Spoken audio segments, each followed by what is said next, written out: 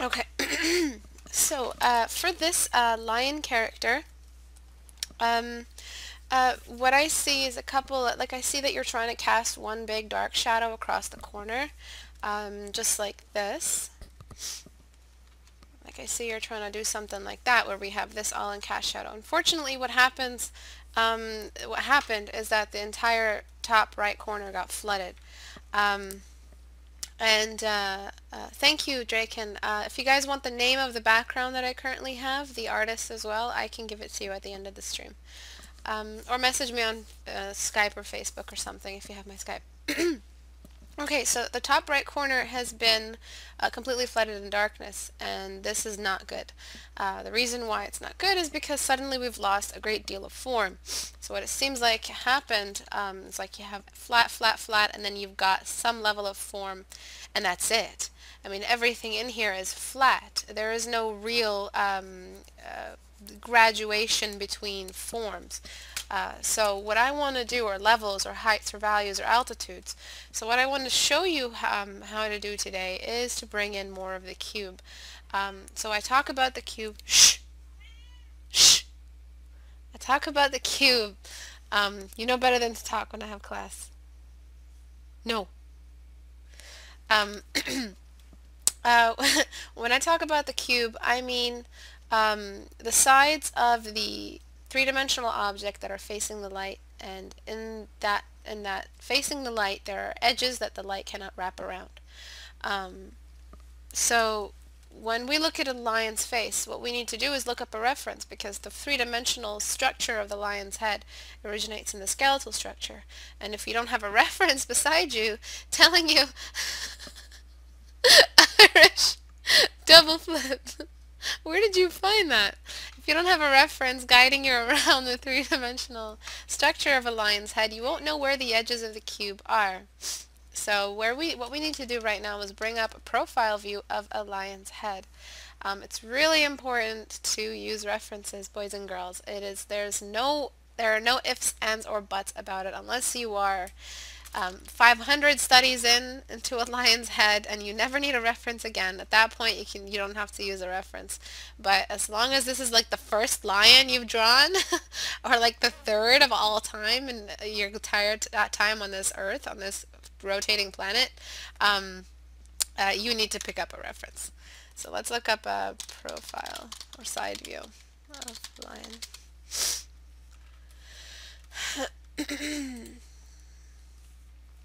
Okay, so this is a really good reference over here. Let's try to find one. Here, let me show you guys what I'm doing. This seems like a really, really good example because the light is also coming from the front. So let's save this one. Excuse me. And bring it in. And let's talk about where the structure is in this piece and where you have it missing in yours. Oopsie. So what we have here is, let me get my red marker. Okay. Excuse me. So what we have here is, if you see the cube, you'll be able to reproduce the cube in the reference, in the reproduction very successfully. So where is the cube? The cube is right over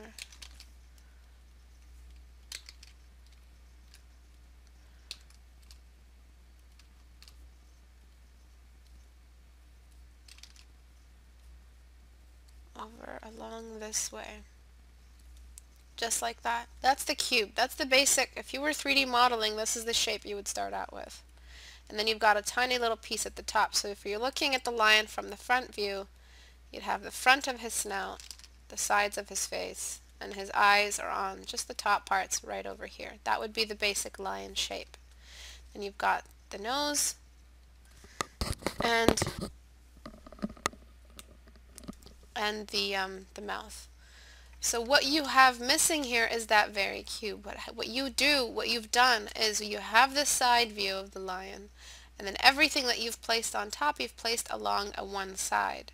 So everything is sitting along a really, really flat, two-dimensional reproduction, or a symbol, rather, of the lion's profile view, or the side view of the lion. The way the eye is placed on the three-dimensional lion is it's placed along the front side. So when we look at the eye, we see the structure of the front-facing eye, the layering of the brow bone, the side structure, and how the eye is embedded and pushed in like a button into the side of the fur and the skeleton, and how the skeleton comes through and the fur wraps around. What you have here is the lack of that. We do not have a side view, a side view of the lion's face. So the outline, or initially the shadows that you have for the socket line, or the socket hole, are completely gone. All you have is just a side view, or a front view of a lion's eye on the side of a lion's eye. That is where the issue is. You are working from symbolic memory, or some sort of visual library you have of what a lion looks like. So maybe at one point you studied the eye of a lion. That's not enough. Carlo lion, but that's not enough. If you drew one eye of a lion from front view one time, doesn't mean you know how to draw a lion's eye from the side view when you need it. So what you have to do is look up a reference to guide you along the way that eye works, because this is the real thing right here. And if the more realism you have, the more us as the viewer, the easier it is for us to accept this as a real being, or accept it as a real character, or like the character. Alright, so please remember that references are very, very important. So I'm just going to do that to this. I'm going to push the lion's eye to the side, just like that. Do you see what that did? Instantly, it's a bit dark. Instantly, the lion had a 3D structure to him. And we're thinking about the way that lion's head works structurally, skeletal-wise. Alright, so you want to make him more stern and angry. It's okay. You can just bring that top corner down a little bit and shadow it off. Just like this.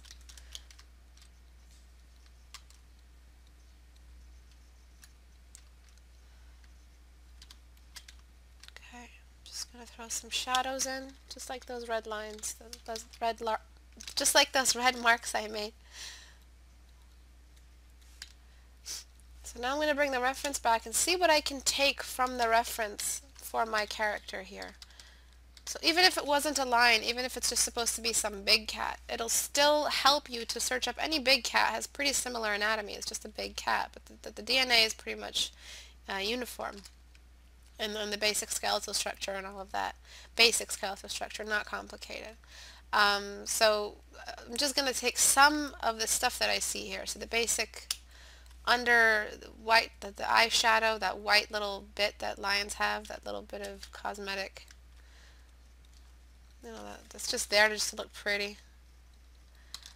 It's beauty queens.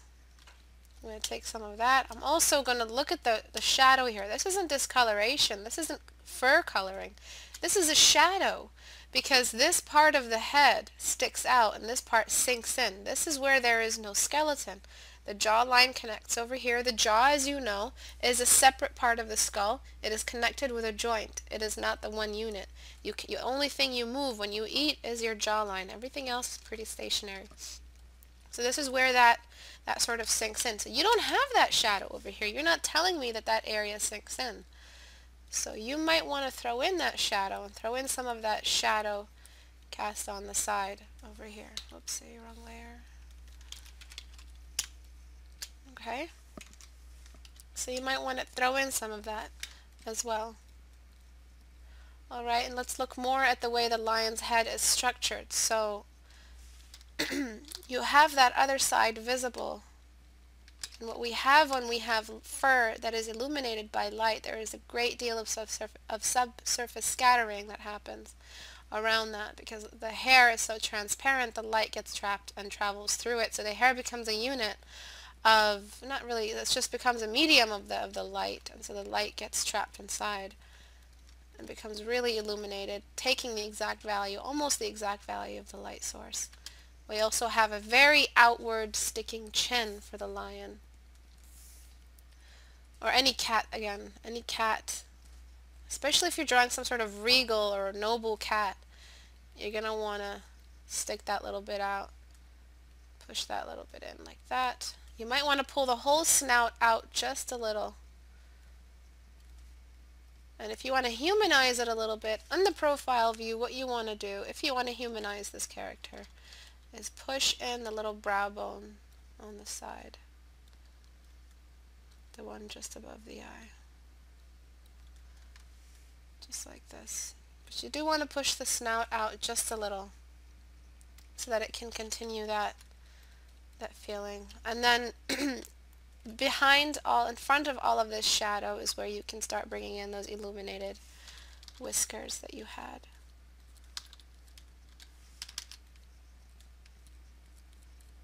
Alright, so what else do we need? The fact that he is in shadow, in a cast shadow that is moving across the canvas, does not mean that his hair is still not subject to subsurface scattering. Lions are covered in fur, and hair is one of those things that gets illuminated on the sides very, very easily. So what you want to do is get a value that isn't really that much of a jump outside of this dark zone. Just a small value, and just stroke it in so that we get some sort of texture going that represents the furry tops or the furry edges that are catching some light. I'm just gonna get a smudge tool. Yeah, that's not useful. So I'm gonna get my smudge, and I'm just gonna start smudging these out. If this was real life and it was painting, I would just use my fingertips to sort of cast that fur out a little bit. And at the end, I'm just going to erase what I don't want, and I want to make sure that I'm reinforcing the cube whenever I have a chance to, whenever the opportunity comes in. And I'm thinking about the cube. So how is the cube implemented in this particular angle with the subsurface scattering on the hair? So what happens is that light is traveling this way. This little edge right here at the top is an edge. So what happens is light will not penetrate. It will not wrap around. So what will happen is if the light's coming from the bottom up, the shadow will be cast over here. So this hair on this side will be darker. And that's sort of how you implement the cube in that area. There is also the fact that if the light was coming from the bottom, the top of his nose would be a little dark. So you see what's happening is we're starting to develop a sort of three-dimensional shape. And that's what you want to do. The top of his forehead, or that little ball on the top of the forehead, might also start getting some light. I connected that shadow down just a little bit, I mean the eye shadow. I'm also going to bring in a little bit of an illumination on the top of the eye, because the light is coming from the bottom catching it. Now he's starting to look a little bit more friendly. He's just supposed to look stern from what I saw in your original. So I'm just going to keep shrinking the eye horizontally to make sure I'm getting that sternness. I'm also going to get a darker tone and just darken any areas of the eye that are getting no light. And the darker you go at the tops, the more shadowed his eye is, the more mysterious sort of you cast it. Again, the subsurface scattering on the edges of the light, so that pin light on the side will still be there. The cheekbone, the sunken in, don't lose that.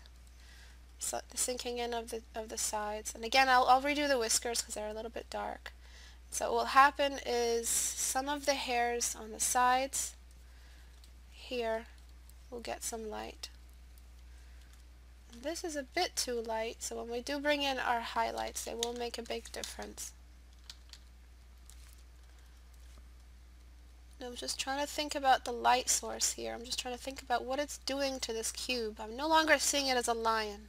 I'm starting to see it as a building, a cube building. The grain And the whiskers, make them wrap around the cube. Make them wrap around that cube structure. Never depend on accessories or scars or tattoos to build the form for you. Adding detail will not substitute form. Simply will not. Just adding that cast shadow over here.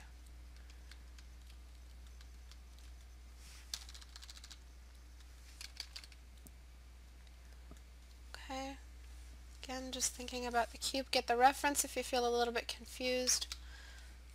I'm starting to get confused, so I'm just going to get the reference.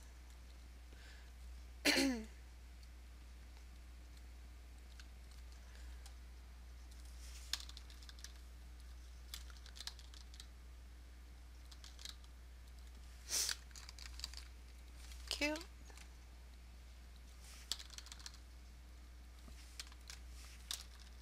Sides of the nose. What's happening is it's starting to look more animalistic instead of the human being. So now I'm going to start humanizing it a little bit. I'm going to start thinking about the proportions. This is me correcting it. This is all stuff you guys should be doing early on. You should not be waiting until you've detailed lots and lots before you start thinking about where you need to humanize and where you need to keep the animal. This is stuff you should be deciding early on. So what's happened is now that we've worked with a reference, the reference has guided our anatomy, but it hasn't really taken away from the characterization. So we're still seeing some of that personality come through, and that's important. So I'm humanizing it by adding that brow bone. Again, I'm adding that little sternness over here, exaggerating it. The largeness of the eye, the personality in the eyes as well, is also bringing in some of that humanesque touch. And you see that light we added at the top, right under the shadow to reveal some of the form that was lost. Really, really important. Make sure it doesn't go all the way to the corner because you don't want to drag the eyes outside of the image. And I'm not sure if I painted it. Oh, no, I didn't. So some of the embers should be all the way back there as well. There should be no reason why there aren't any embers. You've kind of overdone the embers a little bit, trying to bring them down, because now if you have a strong cluster, strong clusters mean strong detail. If you've got a strong cluster, you are misdirecting the eye. You are making the eye leave the point of interest. The point of interest is him. He is the point of interest. The end all and be all of this painting. You cannot direct the eye somewhere else. Yeah, it's cool to add in some embers and stuff like that and lens flare, but be careful. It's not very graceful as an artist for you to gonna get rid of this wisp because it's working as a line and it's misdirecting the eye. Again, always be careful of whatever units you're throwing in there. I'm gonna fix that soft bit in a sec. Just trying to get rid of these embers. Throw in just a little bit here. Now I'm just going to get my hard brush and just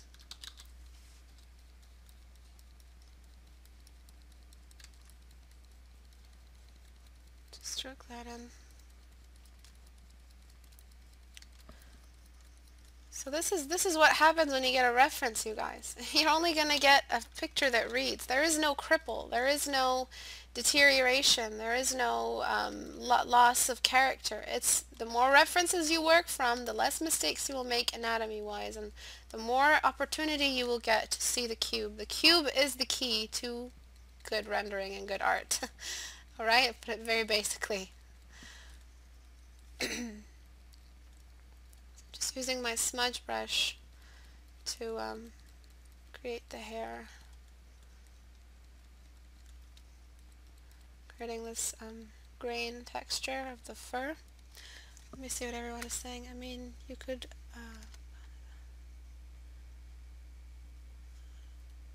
the friends are I thought that was a random act. Okay, you guys are talking about some other stuff. It doesn't matter. So what I'm doing now is, now that I have the basic shades down, what I'm going to do is fix the texture. The texture is sort of starting to get in the way. And what I want to do, I'm just going to get my hard brush and I'm just going to keep layering and layering the hair texture on top because I do not want to lose that texture. I've been choosing less and less images for critique. The more images I get, the less detail and time I can spend on them.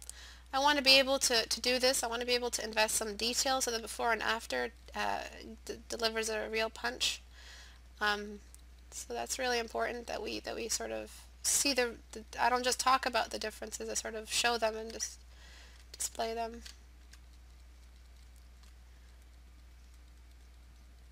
So I'm going to try to choose less and less. I'm sorry if I don't get to yours. Do forgive. I'm going to add a little bit of darkness here. Beautiful thing about lions is that they have this natural eyeliner that makes it so easy to draw their eyes. All you have to do is just make sure you have that eyeliner, and if you know a thing or two about makeup, it sort of becomes really easy. Alright, I see this unnecessary bit of light here in the way. I'm just going to get my soft brush and just keep recreating that sunken look. Very tricky because I'm starting to lose the form. So this is sort of the cheekbone of the lion, and it'll get lighter the closer it gets to the light source. Just like that.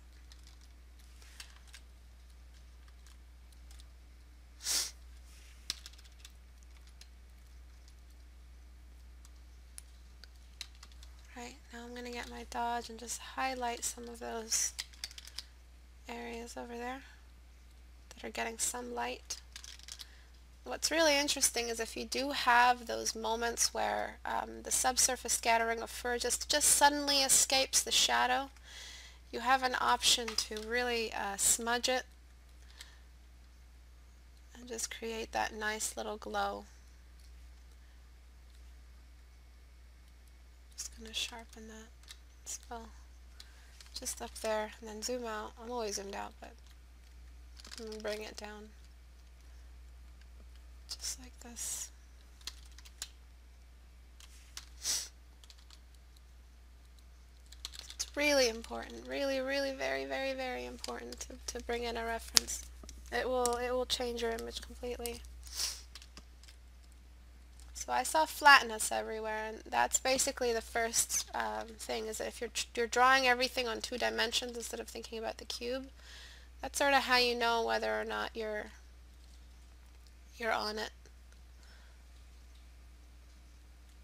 The edges of these hairs as well will get some, these flyaway hairs will get some light on them.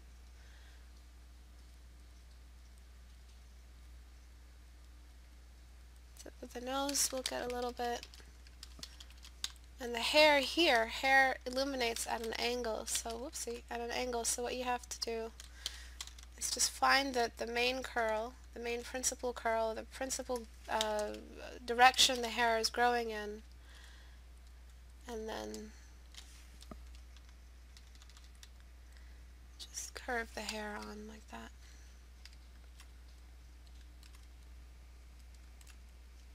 So not much rendering is needed, just to show that there is some hair or detail there.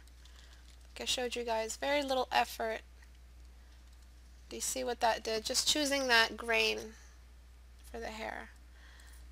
And I'm just going to illuminate along. Get some light tones, just like I showed you how to draw hair. Large brush to small brush, interchanging between the shadow tone and the light tone. And now we get the hair.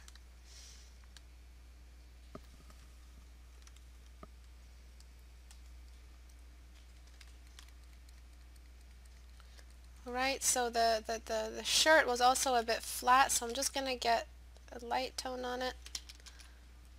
The color of the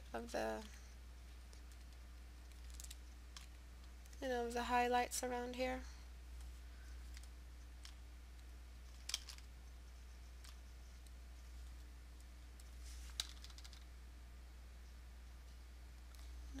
Highlight the eye just a little.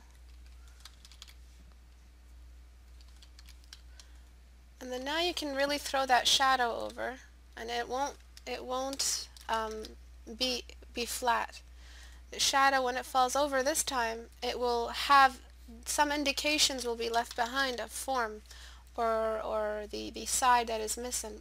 We won't lose major units of form anymore, because we will have indicated the sides here that are illuminated, hair or otherwise, fur.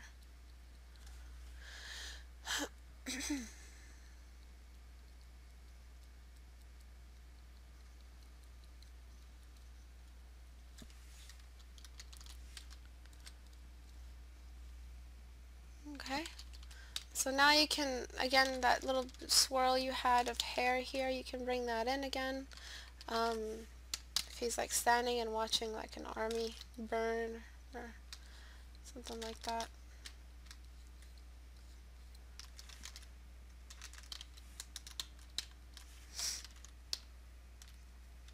Oops.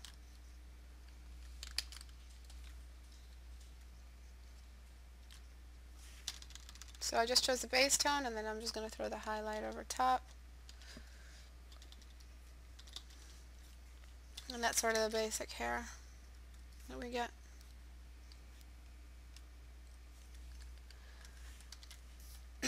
And I'm going to blur that because it's in the distance. Blur, Gaussian blur. Just a little. Don't overdo it. Why do I do this to myself? Okay, I'm going to throw in the little pieces, and then throw in the dark pieces, the lit pieces and the dark pieces. Okay? I'm going to get Dodge tool on midtones and just one last illumination on the edges here.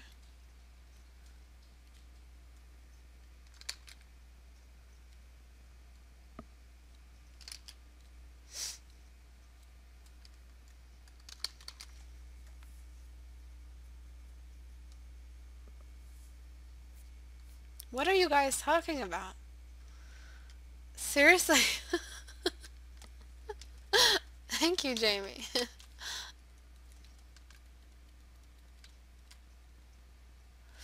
Okay, so for the before and after, so again, think about the 3D cubes. This is exactly what we saw in the reference.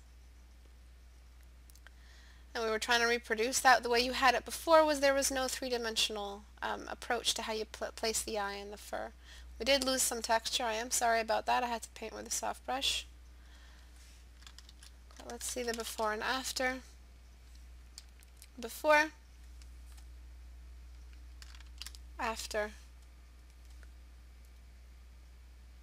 We have less of a flat eye side here. I'm sorry about the detail loss again.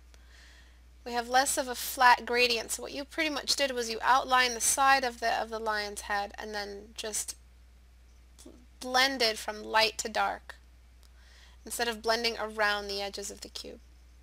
Where here we have some edges of the cube kept in. It is much lower contrast. If you want me to raise the contrast, I can. Protect tones. I mean, I don't know if I should.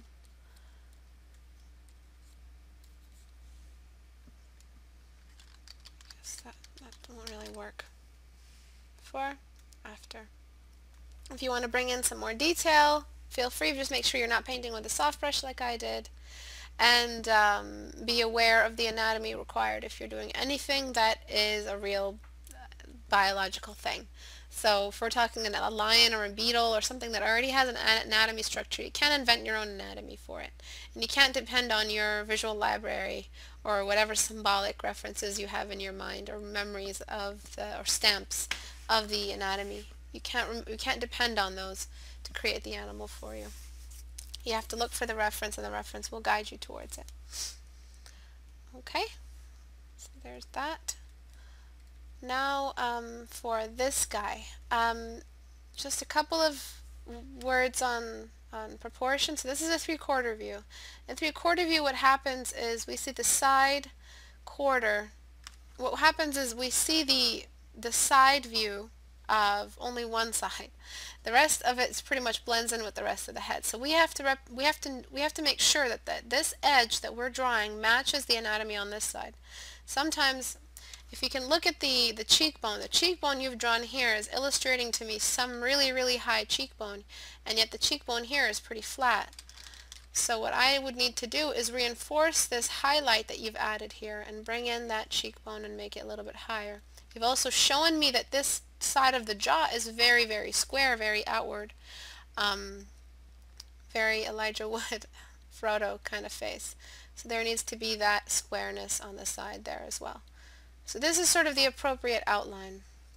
If we're looking up at his face, it doesn't mean, at a three-quarter view, it doesn't mean that this nostril will deviate outside. Where you've placed this nostril before was completely outside of the realm, the horizontal and vertical symmetry of this nose structure. So I'm going to tuck that back in there. I'm going to match the eyebrows. Make sure they're sitting on the same surfaces, same horizontal lines. Oopsie. And the sizes of the eyes as well are mismatched. So this eye size was smaller. Make sure the corners, if this eye is slanting down so the corner is higher, make sure that this eye as well has a high corner. Just symmetry. Symmetry is very, very basic. If you paint one side, you'll know what the other side looks like. So a little tip, if you cast a large distance between the upper lip and the nose, you will imitate age. You will be giving off the illusion that this person is old. So if you want to not have that feeling happen, then bring in that upper lip closer to the nose if you can. And raise or lower that lower lip, or raise the lower lip upward.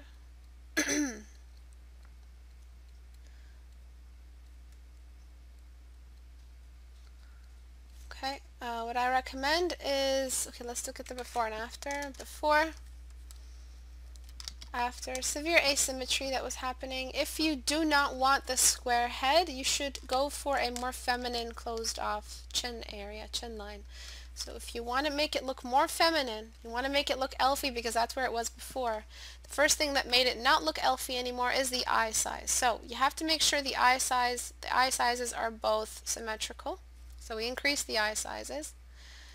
And now you have to just tuck in this chin line and make sure the chin line is traveling smoothly. This line you have here is killing everything. Get rid of that line. You do not, I talked about this before, you do not need lines for the chin or the jawline. You do not need to draw an actual line. Another thing that allows you to bring in more femininity is the small lip and the distance between both eyes from each other. So that's a sort of another tip for you. I'm sorry about my coughing. Clearing my throat. So that'll bring in a more feminine face. Before, the jawline was all the way out here. This means thicker neck, so it was a cute head on a really, really masculine body. And that was also displaced. So you want to thin that out as well. Now he looks a little bit more balanced feature-wise. Before, after. This was the first liquefy, matching your proportions. This was the third liquefy, so we made him look more feminine. That's what you need to do. Before, the neck was way too thick, proportions were off, symmetry was off.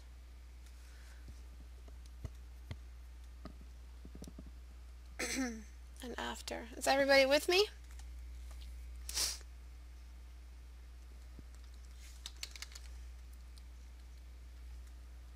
Symmetry of the horns. Yes, I will get to that. The ears, what I recommend, if you want to keep them the same size, of course it is your design. For the ears, I recommend giving them a little bit of a gesture line that they follow. So instead of having them, oh, why did I outline that wrong? It's odd. I outlined it completely wrong. It was really weird.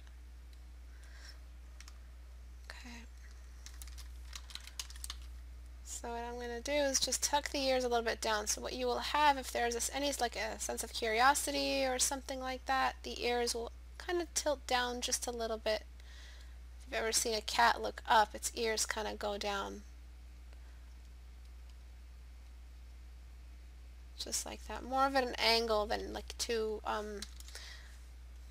you know, just really, really overly symmetrical edges or outward posts.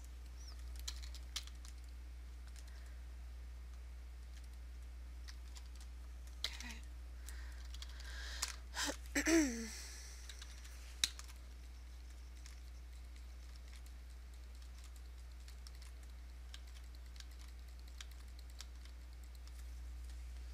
Just like that. Also the same with the other ear. And also tilt it down just a little bit.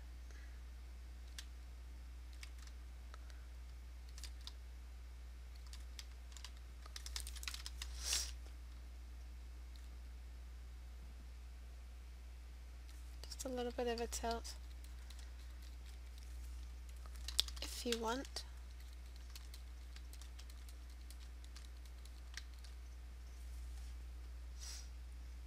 Okay. So now I just have to make a match.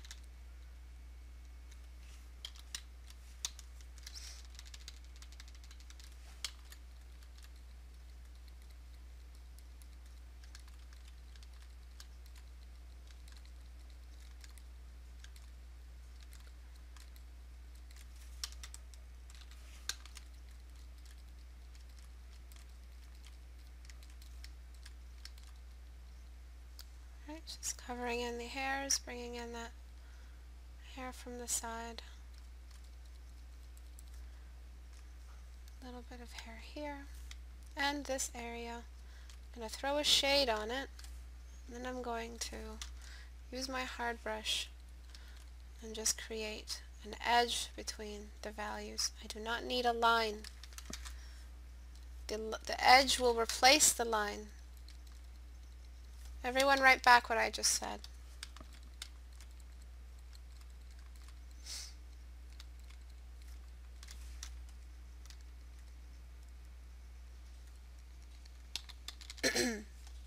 What did I just say?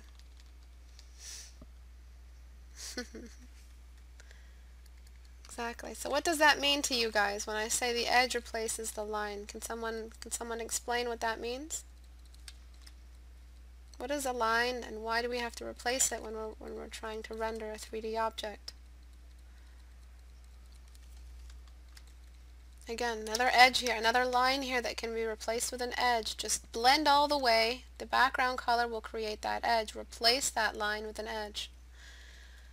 Edge replaces a line. Line does not exist. Very good. Hard edge and soft edge, they don't exist. Thank you. A hard edge makes it easier to distinguish between the shapes. Good. The edge will replace the line. There are no lines in reality. Thank you, 1, 2, 3. I don't need to outline chin with actual black line.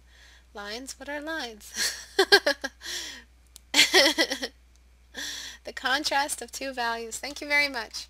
Thank you guys. It is basically the two values that are clashing together represents an interruption of the form, or suddenly the form has stopped and has stopped continuing on to the outer space, the space around it.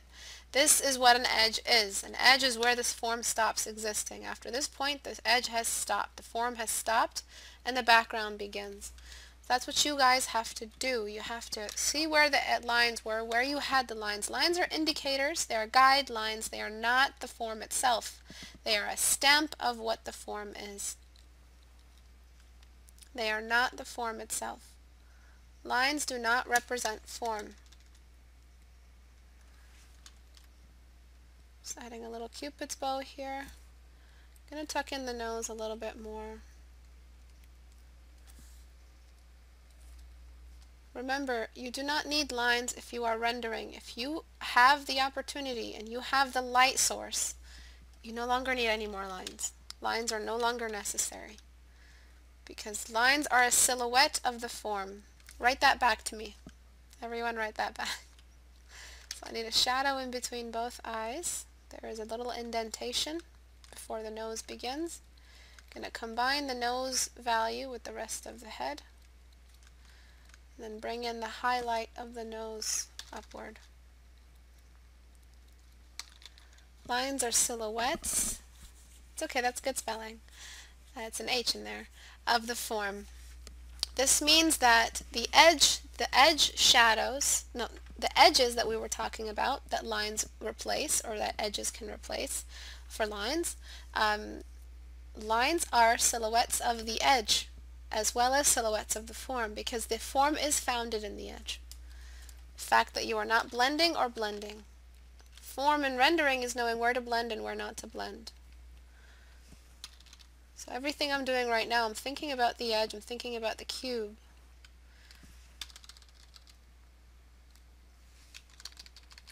So up here, there would be some build-up. He's got a bit of a hooded eye. His eyebrows are going to be illuminated just a little bit.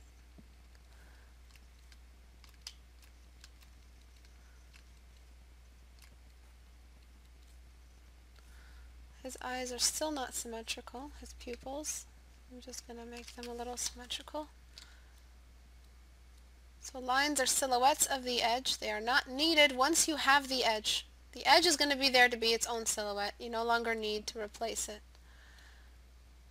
The line. Everybody understand me?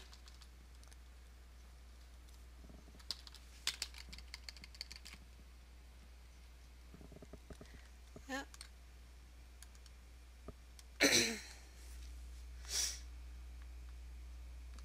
Funny, I was experimenting today where I was shading spheres and I noticed that the line actually made the sphere look flatter if I didn't erase it where the light hit. Yes. If you interrupt any of the core shadows or the core lights with any line, squiggle, some dirt on your screen, it will affect the spectrum that you've formed between light and shadow, the relationship that you've formed between light and shadow that helps emerge this character or this object out of the background and into empty space, suspended into empty space in a three-dimensional XYZ three-dimensional space with light shining on top. So it's very imperative that you do not interrupt the spectrum that happens in your image. Alright, so lower eyelid, upper eyelid. And lines are a direct interruption of that spectrum. Very, very tricky little buggers. And you have to avoid them entirely if you're trying to render from line to, if you have like drawn something on your sketchbook and you scanned it in and you want to render it. You realize that at a point in the future you will have to let go of the lines and you will have to merge them down into the color layer and paint them away.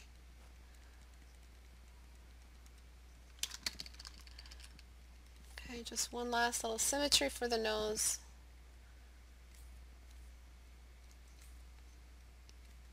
Pushing the nose in this way.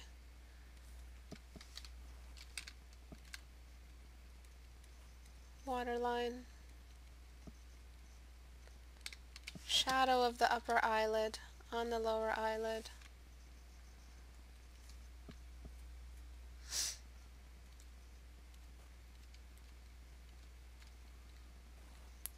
And if you are drawing teeth, they do not have to be showing all the way. If you are drawing any sort of hint that the mouth is open just a little bit, the smallest little opening, and the value of the teeth cannot be like a white. It has to be a gray because this is a cavity. Remember, the nostril and the mouth being open are supposed to be rendered very similarly. They're just like an actual cave. So they have to be rendered as caves. If you interrupt the triangle, so right now the width of his lips is an interruption of the triangle. If he has no expression, there should be no reason why his mouth is moving out. I'm going to continue shading the chin. The chin is a bit flat. It should have a high point just at the very top. And if this side of the face seems a bit too flooded for you, all you really have to do is bring in a secondary light source, which there will be in the real world. There's light bouncing everywhere.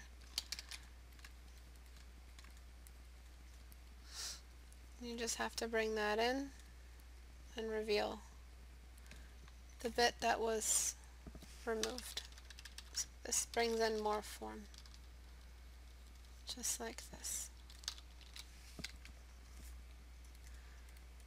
remove that.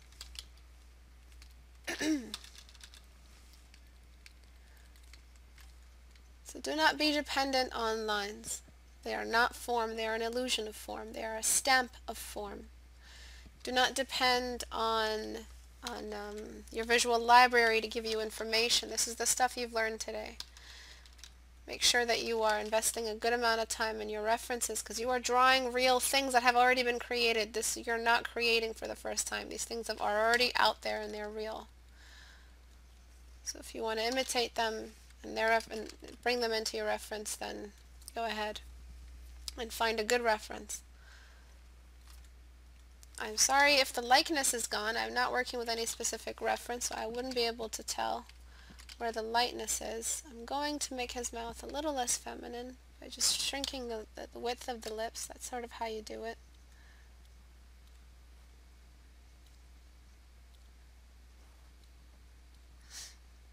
So he is in a very, very androgynous sort of place right now between male and female. Going to be very tricky finding which proportions to keep of the female form and which to replace with male features. He definitely is looking a little bit male, so that's good. I might relocate the highlight of the eye. You might want to, or remove it completely. I would remove it. I wouldn't put it in again, because it's kind of giving him that masculine sternness.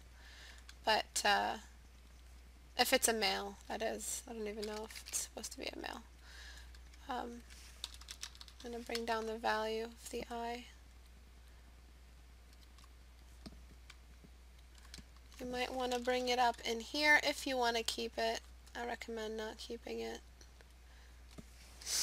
Just thinking about where the light source is. I don't know. What's the vote? Do we keep it or do we get rid of it?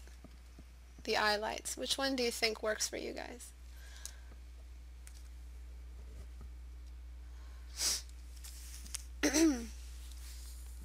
Keep it? Vote for keep it. Yeah, because it's always nice to have that little bit of light. Keep, no keep. I kind of am going for no keep too, Michelle. I feel like there's a lot that we get when we remove the highlight. So let me redo it, but on a different layer. So this is without the highlight. I feel like he looks so much more handsome without it. And then let's do it on a new layer.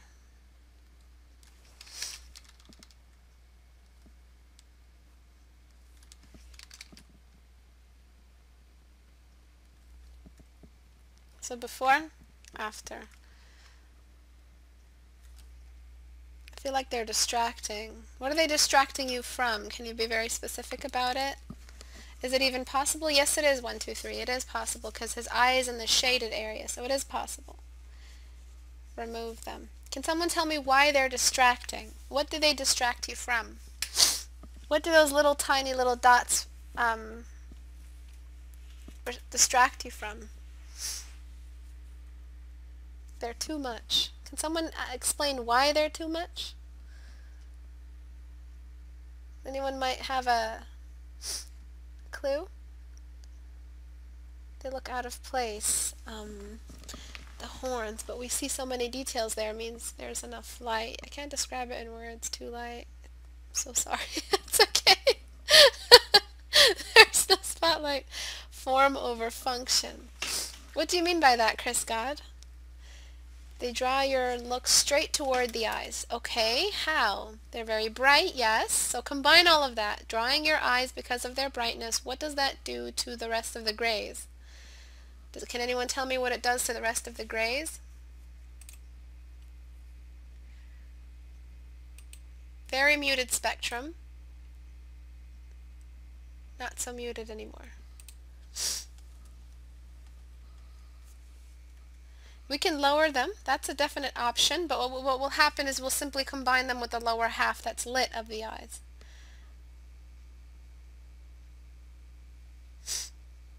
Too much contrast. Yeah. When you have an excess amount of contrast, especially at an addition where you've added it with a small brush, you invested contrast and detail simultaneously.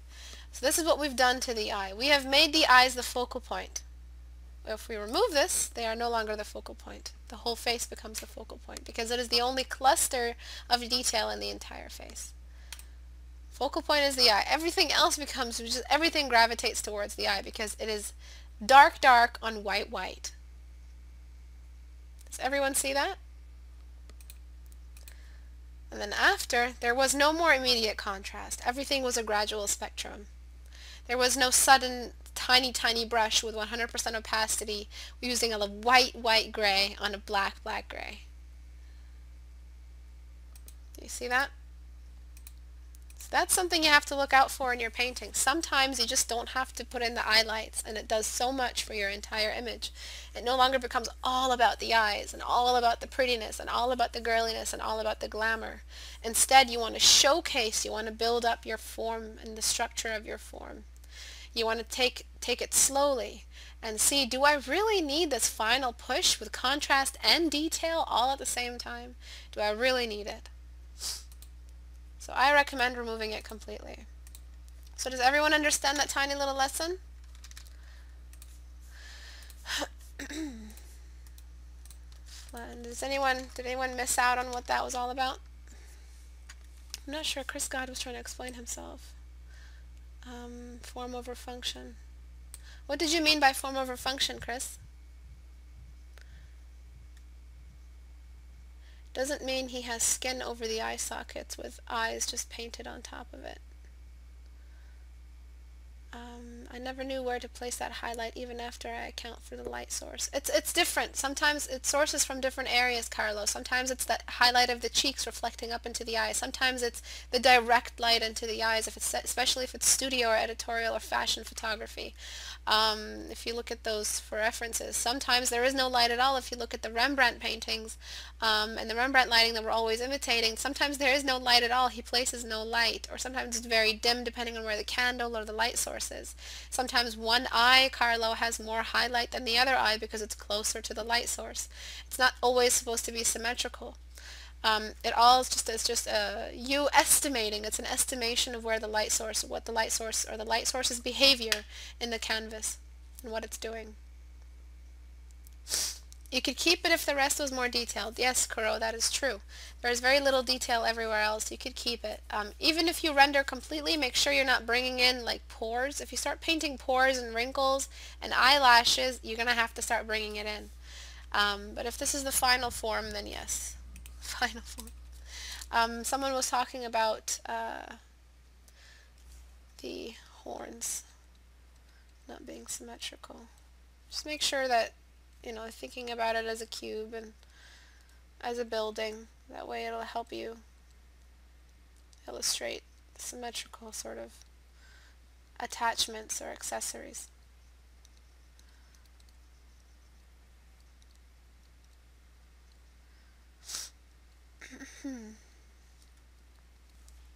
Okay.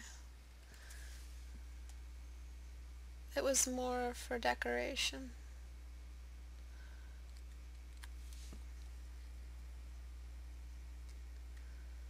So Chris, what I kept asking you is to explain your form over function, but I can talk about that. I think what Chris meant by form over function is you are sacrificing a great deal of function in removing the highlight on the eye, which is you're representing the fluid on the eye. You're representing the fact that the eye has a lot of water in it, and that water works as a lubrication so that the eye can move around and rotate and look around like a camera. So when we remove the function, what we are doing is we have to make sure we're removing it for the sake of the form buildup through the spectrum. So the delicate little spectrum you have between medium gray, dark gray, and medium light gray, it's beautiful. You don't want to interrupt it with a sudden addition of contrast and sharpness, even if it is a function on the eye. So you're sacrificing the function for the form. All right. And I think that's it for this image. Let's do a before and after. It will look a little bit different. The symmetry was an issue and the form was an issue. Oopsie. And the sort of gender, the exact location of the gender, exact identity of the gender was an issue. So all of those things will be seen. Before, if you use the reference, please keep your reference by you. I feel like what you did was you did this. Before, you think if you worked with a reference, you might have done this. You drew the head shape, and then you brought the reference and stamped it on top. All of this could have been fixed very, very quickly if you want to keep the likeness. So right now, once you go back to your image and apply it, because I do recommend you guys apply these corrections, you do something like this. You have to make sure the reference matches what you've, or the head shape that you drew matches the, let's see, matches the structure. So again, another before and after. Before, after. Do you see? Do you see? Before, after. So that was the main issue. And then there was the fact that you had the eye disproportionate happening, the disproportionate eyes happening, the nose angle, the nose nostril was completely out of place. All of that stuff was also an issue.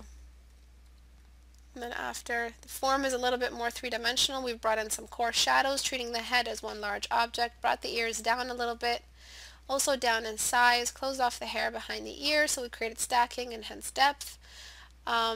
Finished off and closed off the collarbone on the side. Again, more depth, more wrapping, more layering of objects on top of each other. And remove the highlight. Removing the highlight really brought that attention back to the beautiful buildup of form in the image. So does everyone understand today's lessons? Please depend on your references. Go to your references, find your references, study your references. Bring your reference onto Photoshop. If you're using a color reference, drop tool the reference colors, the colors in the reference. Just experiment with them, observe them. If you're confused about the structure of the form, trace over your reference. I am here and now today telling you, yes, you can trace. You can abso-fucking-lutely trace. Whoever told you you can't trace is a prick.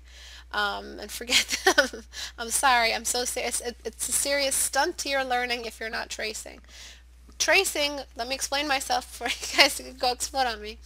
Tracing allows you to go right into the highway of the reference and experience firsthand the trails of form, the traces of form, the nuances of form, the delicate little curves of lines and edges, mostly edges. If you trace and you transfer it over to your photo reference, you can test yourself and observe the mistakes that you made. So let's say you made a bunch of grid lines over your reference and then dragged it over what you imitated. That's a direct way to self-critique yourself.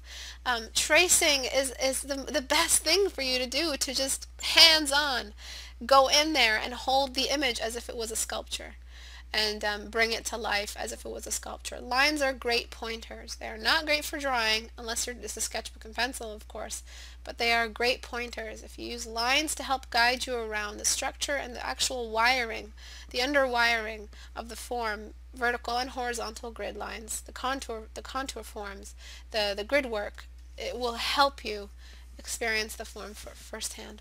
Alright, so fucking start tracing. I'm sorry for swearing, but please start tracing.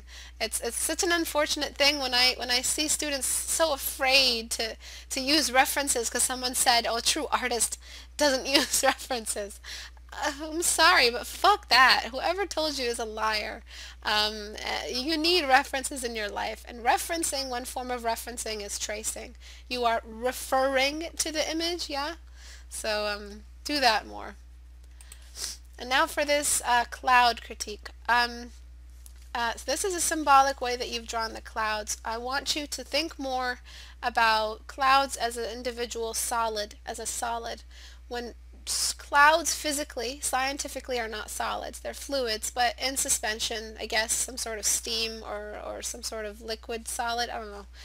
They are not a solid. They're transparent. However, If you are, I'm sorry if I'm corrupting your ears with bad language. I'm just fairly passionate about this. I swear so that I get your attention so that you remember it and never do it again. Um, but again, back to the clouds. Treat clouds as a solid structure. So let's do a little, let me find my cloud studies. Clouds. Where is it? Oh, goddamn. Let me go into my picture. Alright, let me do a little cloud tutorial for you guys. Okay, so what I usually do, again, treat clouds as a solid. If you treat them as a solid, it becomes easier to understand the shadows they cast on each other. Clouds, water vapor, yeah. Clouds cast shadows on each other, on themselves, and on the ground. Okay?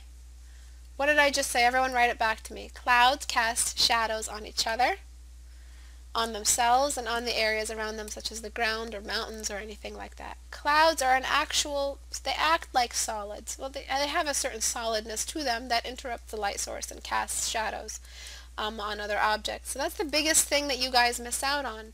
You think clouds are patterns. So you just make a bunch of, regular patterns without any real cast shadows. Where are the cast shadows? If you just cast some shadows over here, if I would just critique this for you blindly, this large piece will cast a shadow on this piece. This won't have any shadows cast on it.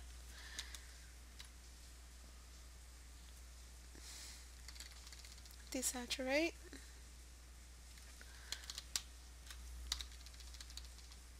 Okay. Then this piece here will cast a shadow on this piece.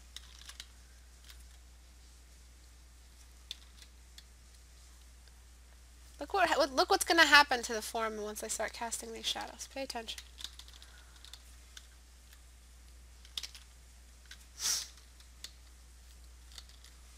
Does everyone see what's happening to these clouds? Treat them as solids. Then you'll remember that they're supposed to be casting shadows on each other. This piece, the light's coming from here, will cast a shadow on this piece. This piece will cast a shadow on this piece. Yes, and the pretty rays if there are holes in them. Thank you. 1, 2, 3, that's true.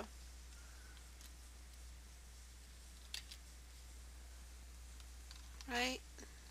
Some will pop out of the top and get some light on them. So everyone ready for that before and after? Before, after. Instant depth.